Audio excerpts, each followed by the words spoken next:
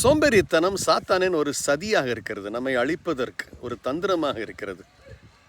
ஆண்டவர் அந்த வேலைக்காரர்களுடைய உண்மையை சொல்லும் பொழுது சோம்பேறியும் பொல்லாத ஊழியக்காரன் என்று சொல்கிறார். அப்படி என்றால் தேவனுடைய சன்னிதானத்தில் தேவனுடைய பார்வையில் சோம்பேறித்தனமானது ஒரு பொல்லாப்பாக, ஒரு பாவமாக இருக்கிறது. ஆம், ஆண்டவர் நம்மை ஒரு திட்டத்தோடு தீர்மானத்தோடு இந்த உலகத்தில் படைத்து வைத்திருக்கிறார். அவருக்கென்று, நமக்கென்று, மற்றவர்களுக்கென்று, ராஜ்யத்திற்கென்று செய்ய வேண்டிய வேலை இருக்கிறது. அதை கண்டுபிடித்து நாம் செய்ய வேண்டும்.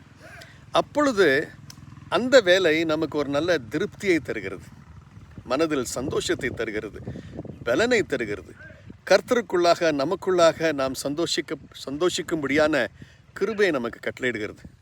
சோம்பேறித்தனம் தெரிந்தும் தெரியாமல் நமக்குள்ளாக கிரியை செய்து கொண்டிருக்கலாம். தேவனுடைய பிரசனத்தில் காத்திருந்து வார்த்தையை வாசித்து தியானிக்கும் பொழுது அவர் நமக்கு தெரியாமலே நமக்குள்ளாக சோம்பேறித்தனத்தின் வியாதி இருக்கும், ஆனால் அதை கூட காண்பிப்பார்.